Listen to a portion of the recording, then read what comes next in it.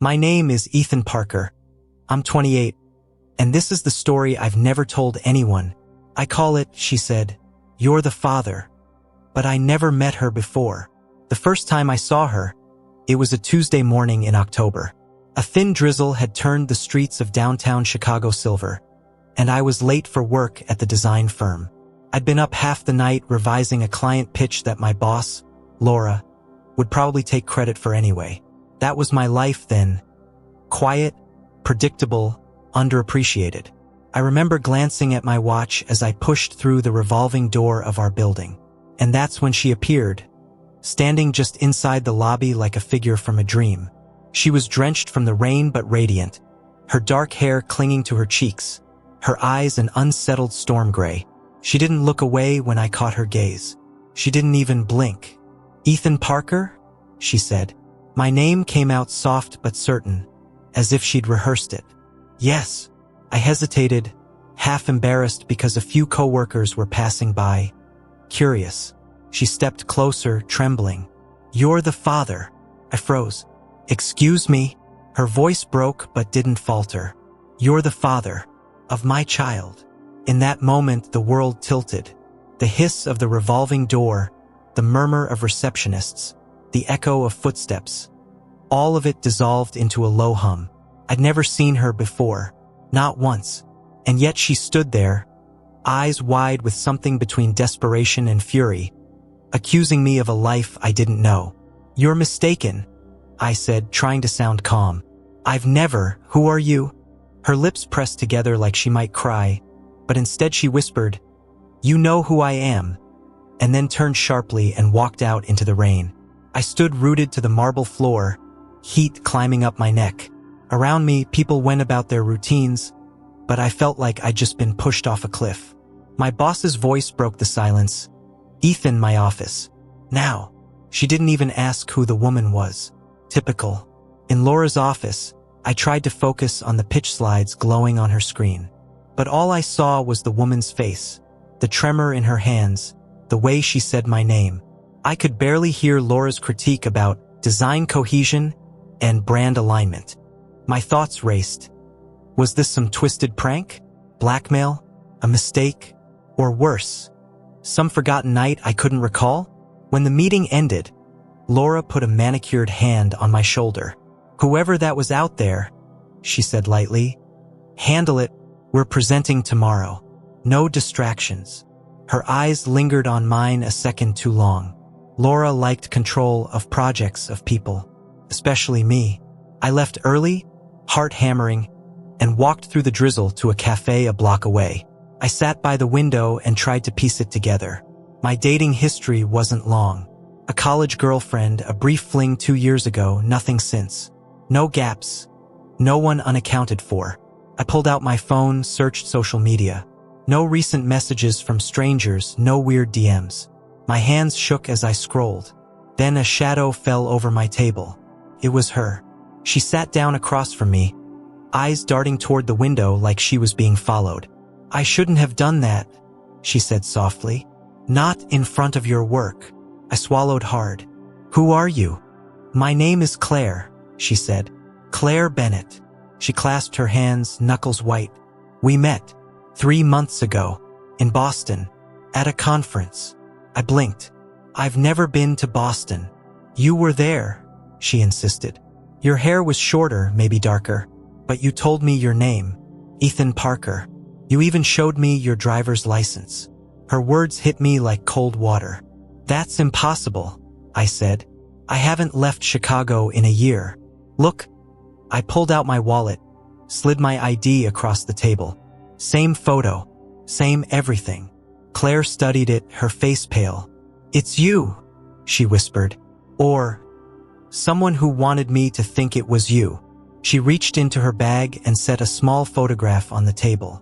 It was of me or someone who looked exactly like me, laughing with her at a bar. The image was grainy, but the resemblance was uncanny. Same smile, same dimple, same blue eyes. My stomach lurched. That's not me, I said, my voice cracking. I've never been there. I swear. Claire's lip trembled. Then who the hell have I been talking to? Back in my apartment that night, I couldn't eat. Couldn't even drink the whiskey I poured. I just stared at the photo on my kitchen counter. It was like looking at a ghost wearing my skin. My phone buzzed. A text from my younger brother, Ryan. "Mom's upset again. Call her." I sighed. Family drama was the last thing I needed. Mom had never forgiven Ryan for dropping out of law school. Ryan had never forgiven her for trying to control him. And somehow I always ended up in the middle. The family's stable one. The peacemaker. When I called, Mom's voice was tight. "Ryan's in trouble again," she said. "Something about money. He won't tell me. You're the only one he listens to." "Not tonight, Mom," I said, rubbing my temples. "I've got a situation." There was a pause. "A woman?" she asked, instantly suspicious. "Ethan, you're too trusting. Remember your father." "I don't want to talk about Dad," I snapped, surprising myself. We rarely did. He'd left when I was 10, leaving behind a trail of debts and secrets. I'd spent years trying not to become him. After I hung up, I stared at the photo again. The man next to Claire had my smile but a different watch, a different energy. Could Ryan? No. He was taller, leaner. Still, a gnawing thought took hold. What if someone close to me was behind this? My phone buzzed again. Unknown number. A text. "Stop digging, Ethan. You're already in too deep." My heart slammed against my ribs. How did they, whoever they was, even know I was looking? I looked out my window at the rain-slick streets below, the blur of taillights. Somewhere out there was a woman who believed I'd changed her life forever. Somewhere out there was a man who wore my face. And somewhere in between was a truth that could destroy everything. Claire's voice echoed in my mind. Then who the hell have I been talking to? I didn't know, but I was going to find out, even if it meant unraveling the life I thought I had. Sleep didn't come. I lay awake on my couch, the city humming beyond the windows, that photograph on my coffee table like a shard of glass in my brain. Same face, different life. I thought about calling the police, but imagine the look on their faces. "So, sir, you're saying someone who looks exactly like you got a woman pregnant?" By sunrise, I decided on one thing. I needed answers, and the only person who might hold them was Claire. I texted her. "Please meet me again. Noon. Millennium Park." She responded almost instantly. "I'll be there." The park smelled of wet grass and autumn leaves. Claire sat on a bench near the fountain, hugging her coat tight. She looked exhausted, eyes rimmed red. "I didn't sleep either," she murmured as I sat down. "Kept wondering if I'm losing my mind." "You're not," I said quietly. "Something's off. I can feel it." For a while, we just listened to the water splash, our shoulders almost touching but not quite. Despite the accusations, despite the chaos, there was something disarmingly gentle about her presence. Like we were two strangers stranded on the same deserted island. I took a breath. "Tell me everything from the start. Every detail." She stared at the fountain as she spoke. It was a charity gala at the Harbor Hotel in Boston. I was there for my firm. We do nonprofit consulting. She faltered.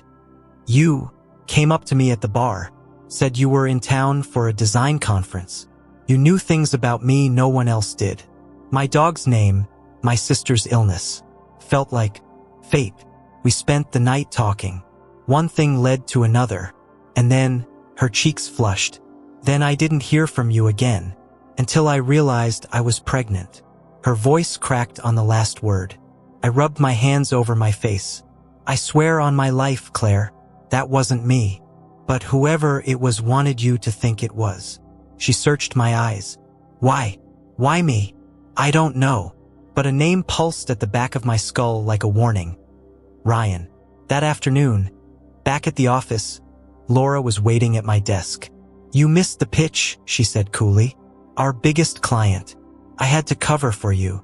"I'm sorry," I muttered. "Family emergency." Her eyes narrowed. "You're slipping, Ethan. This isn't like you." I wanted to say, "You don't know me at all." Instead, I forced a smile and walked away. My job felt like a cardboard set in someone else's play. Only Claire felt real anymore. At home that night, I pulled out old photos of Ryan and me. In one, we're at a family reunion, him with shorter hair, me with longer. Side by side, the resemblance was eerie. Could he have dyed his hair, trimmed his beard, used my name? Ryan was always the charming one, the risk-taker. He'd borrowed my ID once in college to sneak into a bar. But this would be monstrous. I called him, straight to voicemail. I called again. Finally, he answered, voice hoarse. Ethan, can't talk. You're going to talk, I snapped. Where are you? A pause. Why? Because some woman thinks I'm the father of her child. Because she has a picture of me in Boston when I've never been there. Because someone's been using my name. Another pause, longer. Ethan, don't dig into this. My blood went cold. Don't dig into what? Click. He hung up. The next evening, Claire came to my apartment. She'd brought a manila envelope full of printouts, emails from me, texts, hotel receipts, even a boarding pass for a flight from Chicago to Boston under my name. Everything neatly documented like evidence in a trial. I spread the papers across my table, heart pounding. These aren't mine, I whispered. She bit her lip. Then whose are they? I picked up the boarding pass. The last 4 digits of the credit card didn't match mine. But they did match something else. Ryan's old card, the one he'd used to pay for our father's hospital bills before Dad vanished for good. My stomach flipped. I think I know who it is, I said. Her eyes widened. Who? My brother. The room went silent except for the ticking of my kitchen clock. Claire's expression shifted from confusion to fury. Your brother? You're telling me your brother pretended to be you? Slept with me? Lied about everything? I don't have proof yet, I said quickly. But the card, his voice on the phone. She stood up, trembling. Do you understand what that means, Ethan? I'm carrying his child thinking it was yours. I've been betrayed twice. I'm sorry, I whispered. God, Claire, I'm so sorry. Her eyes glistened. Why are you apologizing? You didn't do it. But I felt complicit anyway. Ryan and I shared blood, history, a father who taught us to disappear when things got hard. I'd always covered for Ryan, paid his debts, smoothed things over. Maybe in some twisted way I'd enabled this. We met Ryan 2 days later at a small diner on the edge of the city. He looked thinner, older, a shadow of the brother I knew. When he saw Claire, his face went white. Ryan, I said evenly, tell her the truth. He stared at the table. It's not what you think. Claire's voice shook. You used his name, his life. You lied to me. I didn't mean for it to go that far, Ryan muttered. I needed a clean slate. A conference, some contacts. People trust Ethan. They always have. I thought just one night. He broke off. I slammed my fist on the table. You ruined her life. You almost ruined mine. Ryan looked up, eyes wet. I'm sorry. Claire's hand tightened on her belly. Sorry doesn't undo a child. Ryan flinched. I'll take responsibility, he whispered. I'll be there. For both of you. Claire stood abruptly, tears streaming down her face. I don't want you there, she said. Not like this. She walked out of the diner. I followed, but she waved me off. I need space, she said hoarsely. To think, to breathe. I watched her disappear into the drizzle, my heart heavy. Behind me, Ryan sat hunched over his coffee, a man trapped in a cage of his own making. The weeks after were a blur. Ryan entered a treatment program for his gambling and identity theft charges. Mom found out and collapsed into a storm of anger and shame. At work, Laura dangled a promotion in front of me if I'd stay focused. But all I could think about was Claire. Alone, pregnant, betrayed. I sent her one message a week. Nothing demanding, just small check-ins. Hope you're okay. Here if you need anything. Most went unanswered. But one evening, as the first snow fell, she showed up at my door. Her coat was dusted white, her eyes softer than I remembered. I don't forgive him, she said quietly. And I don't know if I'll ever trust you, but you've been kind, honest, and I'm tired of being alone in this. I stepped aside. She came in. For a long time, we just stood there in the dim light, two people bound by a tragedy neither had chosen. And yet, in her eyes, I saw not just pain but the faintest flicker of something else. Something like hope. That night, as she sat on my couch sipping tea, she asked, "Why did you keep reaching out?" "Because," I said slowly, "someone needed to show you not everyone with my face is a liar." She smiled then, small but real, and for the first time since that rainy morning in October, the world felt steady again. Snow blanketed the city in quiet, softening the edges of everything. By December, the noise around Ryan's arrest had faded into court dates and paperwork. He'd pleaded guilty to fraud and identity theft. The baby's paternity test confirmed what we already knew. I visited him once a week in the county facility. He looked thinner each time, but also clearer, like some poison was finally leaving his system. "I'm going to pay her back," he said one afternoon, staring at his hands. "Not just money. Somehow. You can start," I said, "by getting better, by never lying to anyone like that again." He nodded, eyes wet. "You still talk to her?" "Yes." "What does she say?" "That she's not sure she can forgive you," I replied. "And she shouldn't have to." Ryan swallowed hard. "Tell her I'm sorry again." "I already have," I said gently. "She knows." Outside the facility, the air smelled of iron and winter. Claire was waiting by my car, scarf wrapped high on her cheeks. Her pregnancy showed now, subtle but undeniable. "How was he?" she asked. "Trying," I said. "But he's still Ryan." She gave a small, bitter laugh. "I used to believe people couldn't surprise me anymore. Then this happened." We stood in silence for a moment. Then she said, "I wanted to hate you. Some days I still do, a little. But you've done more for me than he ever did." I exhaled. "I don't want anything from you, Claire. Just to help where I can." Her eyes softened. "That's why I came today. I don't know what our future looks like. But I know this. I don't want to raise this child surrounded by resentment. And I don't want to shut out the one person who showed me kindness when my world blew up." For the first time in months, something inside me loosened. "I'm not looking for a savior," she said quietly. "And you're not responsible for his mistakes. But maybe we could figure it out together. Not as some fairy tale, just as two people who've been through hell." I nodded. "We can try." Winter melted into early spring. Ryan entered a restorative justice program. Mom started therapy. Laura at the office finally gave me the promotion.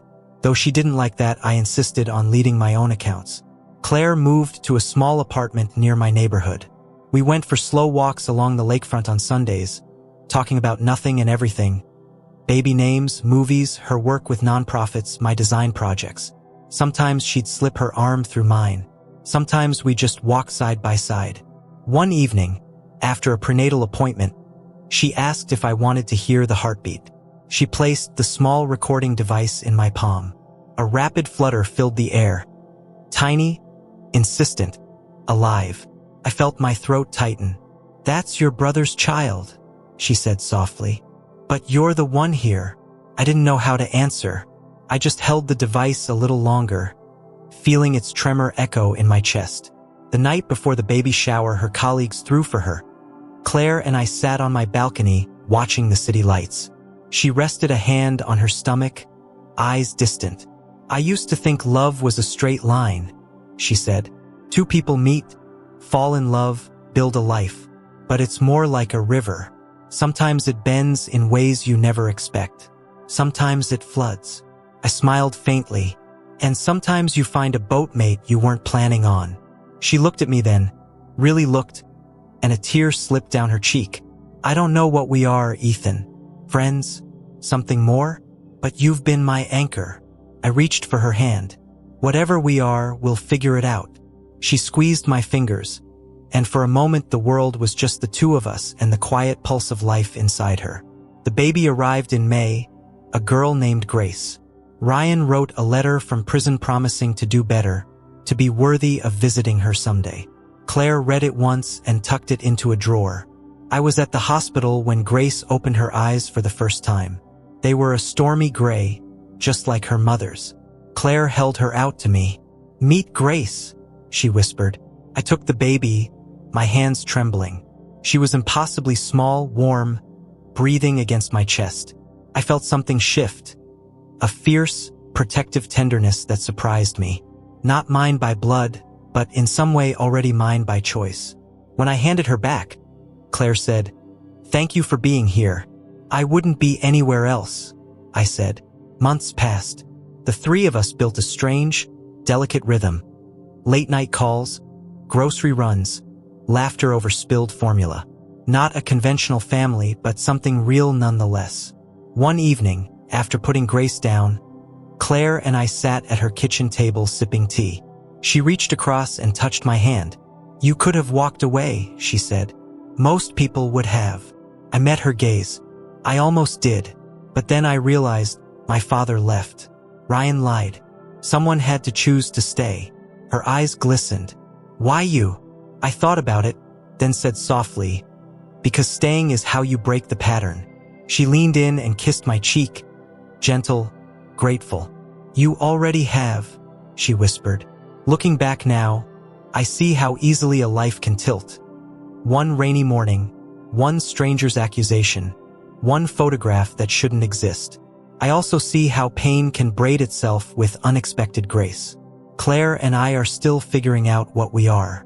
Some days we're co-parents, some days we're something more. But every day we're a team.